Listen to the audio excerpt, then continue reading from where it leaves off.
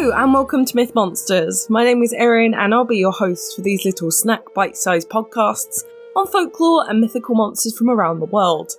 These podcasts focus on the actual cryptids, folklore and mythic monsters from global mythology, rather than focusing on the full stories of heroes and their big adventures. I'll also be dropping in some references that they have to recent culture and where you can see these represented in modern day content so that you can learn more and get as obsessed as I am about these absolute legends of the mythological world. I hope you're having a lovely May so far. Anyone in the UK will tell you that we're having a great time because 3 out of 5 Mondays this month are bank holidays with the coronation included, so that's always fun. Going off of that, this monster this week is pretty kingly in terms of the coronation, as they were used by a god, I suppose, but we're staying underwater and we are looking at the wonderful Hippocampus this week.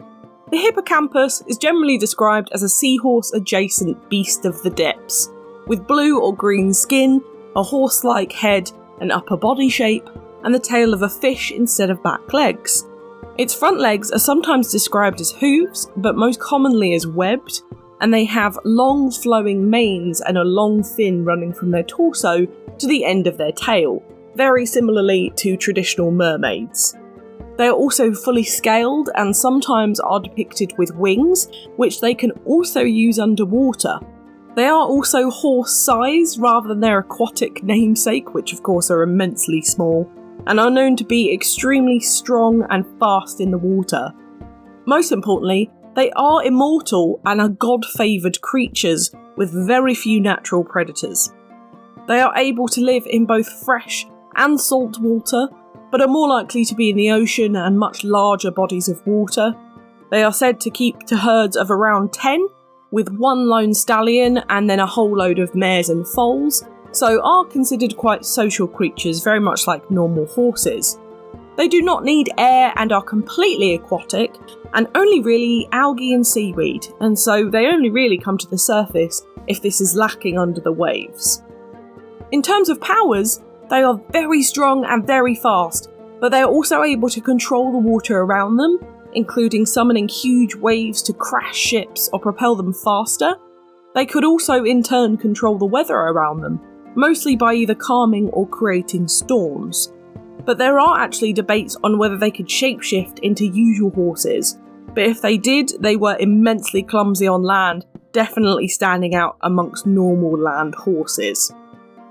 They are also completely benevolent and are known for rescuing stranded men out of the sea creatures, or saving sailors from sea monsters and from drowning, having them mount their backs whilst they rowed them back to shore. However, if you mess with them, they did have a really powerful bite and could leave you to drown, I suppose. But they were very trusted by seafaring folk and trusted by the gods as messengers, mounts and rescuers. Where did they come from though? Were they a godly blessing or are they mutated seahorses? It was truly believed that they were natural creatures, as they were so firmly believed in back in ancient Greece, and were very much considered animals of the gods because they were just so beautiful and kind. There was another theory though, and that's that they were born of the crest of sea waves, which I also think is pretty cool. I don't have anything else on that, that's just a theory. Now, in terms of etymology, it's a pretty good one this week. Hippocampus comes from 2 Greek words, hippos meaning horse and campos meaning sea monster, making this horse sea monster. However, in Greek the word altogether means seahorse, like the creature we know and love. And this is still used as the actual term for seahorses to this day. Their normal species name is Hippocampus and then their type. So that's a pretty cool fact. There is an argument to be made about what the plural of hippocampus is, because it can be hippocampus, but it can also be hippocampi. The singular can also just be hippocamp, rather than hippocampus, so just in case you've heard all of those variations, I'm talking about the same monster, and I'm not incorrect, but you're also not incorrect if you were expecting hippocamp. It's just how it is, there are loads of different ones. In terms of their history, as we know, they are pretty ancient as they are an ancient Greek monster, so we don't have anything specific in terms of dates. What I can tell you is that the ancient Greeks were around between the 12th and the 9th century, so they are really, really old.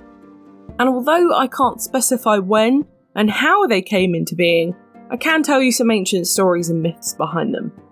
The Hippocampus were most famous for being mounts of the gods, most favourably Poseidon, the Greek god of the sea. Poseidon absolutely loved these creatures, and he used them as his chariot bearers across the seven seas, and sometimes even across land. He apparently even rode across Libya from the sea across the sands, which I imagine must have been a pretty cool sight. It was even said that the legendary Orion, e.g. Orion's belt, rode the chariot of Poseidon in the Argonautica written by Flaccus. It said, Orion, when grasping his father's reins, heaves the sea with the snorting of his two-hooved horses. But I would like to bear in mind that Orion was one of Zeus's children, not Poseidon.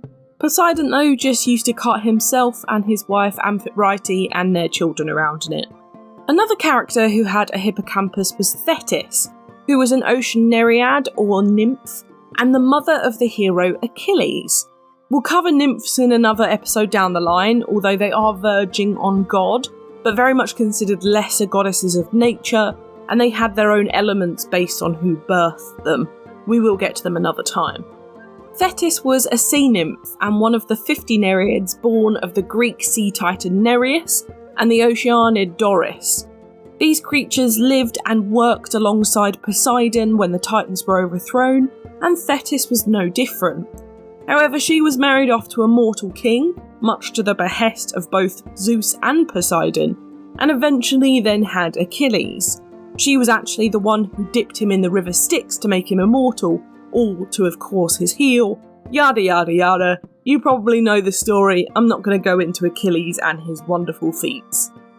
Anyway, how does this relate to the Hippocampus, Erin, I hear you ask?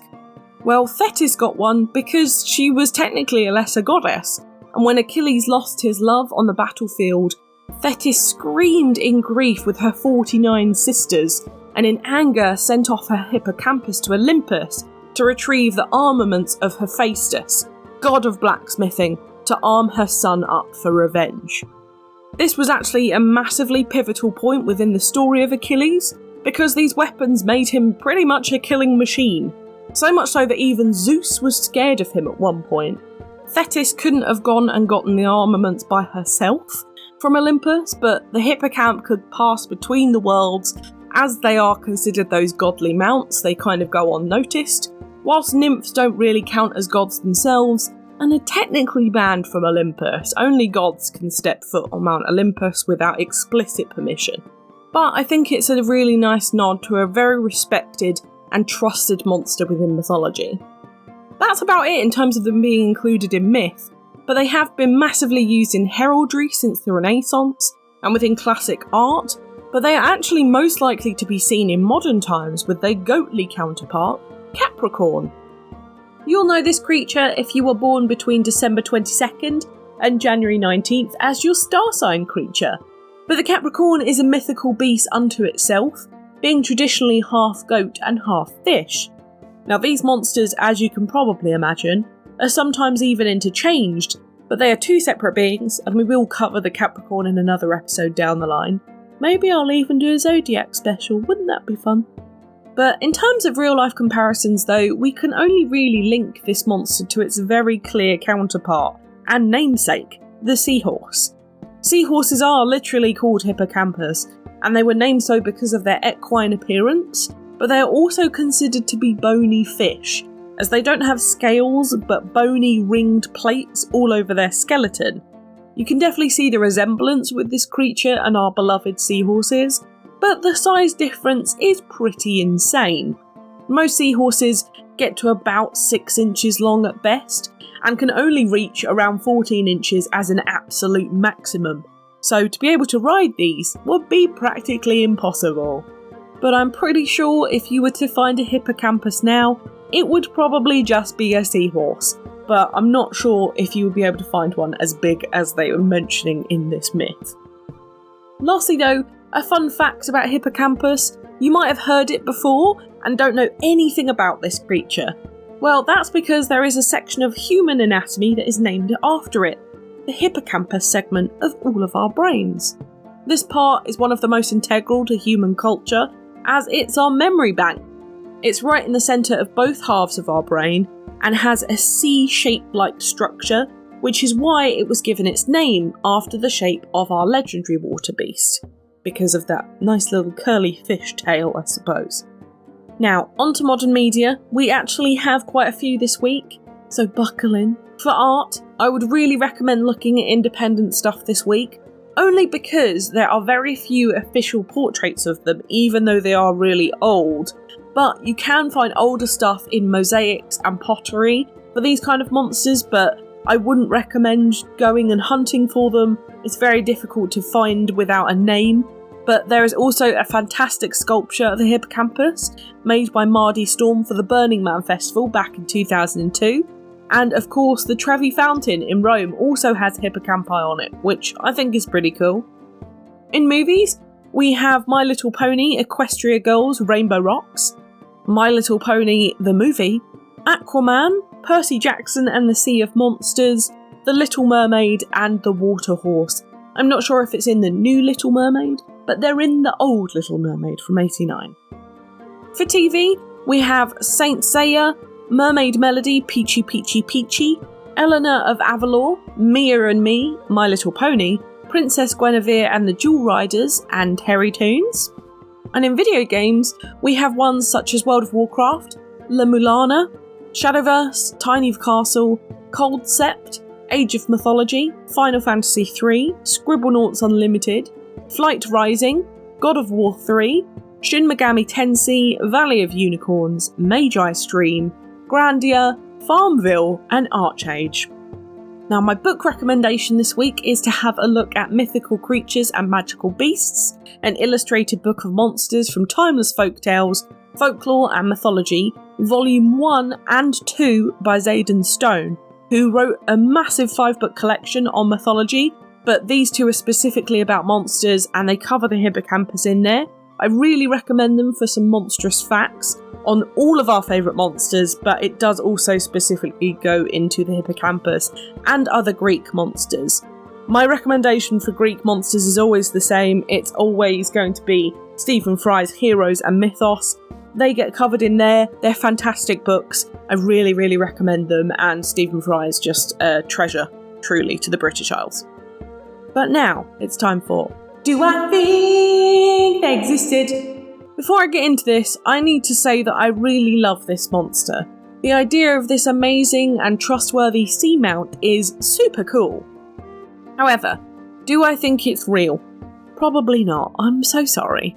And usually I would give sea monsters the benefit of the doubt, but I think because this one is horse-based and so close to an actual creature that we have, it's just not hitting the minimum criteria in my brain somewhere. I think it's just more of a natural comparison to the seahorse itself, but it also makes them more mythical. The idea of a normal-sized horse in the sea able to give you lifts across the Atlantic would be a real dream. And because of how they compare to tiny seahorses and real land horses, you can totally see it. And of course, the namesake of horse is in there. But horses, whilst they will swim, are not massively fond of water, and they wouldn't survive long term in it without getting something like trench foot, I suppose. Or drowning. You know, they do need oxygen. I will say though, if you are a World of Warcraft fan like me, and I assume there's some of you, there is a whole zone in the game called Vashir, which is an underwater zone, and they give you a hippocampus in-game to ride on, and it's possibly one of the coolest mounts I have, and considering I've been playing for like 12 years, I've collected a lot of mounts, and it is still one of my absolute favourites. This part of the game is from 2010, so it's pretty old now as well, but it is still one of my favourite places to level, because I get to zip round on my little hippocampus, and it's pretty cool. And the main enemy is a Naga, which you know that I absolutely adore, so it's a win-win overall. But what do you think? Did the hippocampus roam the seas of ancient Greece, or even now? Let me know on Twitter, I would love to know what you think about this one. I am so easy when it comes to my favourite monsters. As long as they're Greek and water-based, they're pretty solid for me to enjoy at the least. I hope you have too, it's certainly been one of my favourites to research. But next week we are staying in Europe and coming over onto the west side in Belgium and Holland for the Bokken Riders. Grab your goats and get riding through the sky with these huntsmen and thieves next Thursday. It's a really different one. I'm actually really excited for you to hear this. Now, before I give up my goat on this episode, I've added this part very last minute. This is Thursday morning I'm adding this. I want to do a big dedication to my wonderful friends Anna and Francisco, who consistently help me with Portuguese language bits and Portuguese monsters. They had their first child, Tomasz, this morning, so very excited to meet him and just wanted to do a little dedication to this tiny, tiny baby who came into the world at 3 o'clock this morning. So congratulations and a big dedication to him. I hope he listens to this when he's older and remembers how cool his Aunt Erin was. That would be great. But for now, thank you so much for listening. It's been an absolute pleasure. If you enjoyed this podcast, please give it a rating on the service you are listening on. I've got the Twitter for any questions or suggestions on what monsters to cover next, and I'd really love to hear from you. The social media handles for TikTok, YouTube and Instagram are Myth Monsters Podcast, and the Twitter is Myth Monsters Pod. But all of our content can always be found at mythmonsters.co.uk, and you can find us on Good Pods, Buy Me a Coffee and Patreon if you want to help me fund the podcast too. Come join the fun though, share this with your pals, they might love me as much as you do. But for now, stay spooky, and I'll see you later, babes.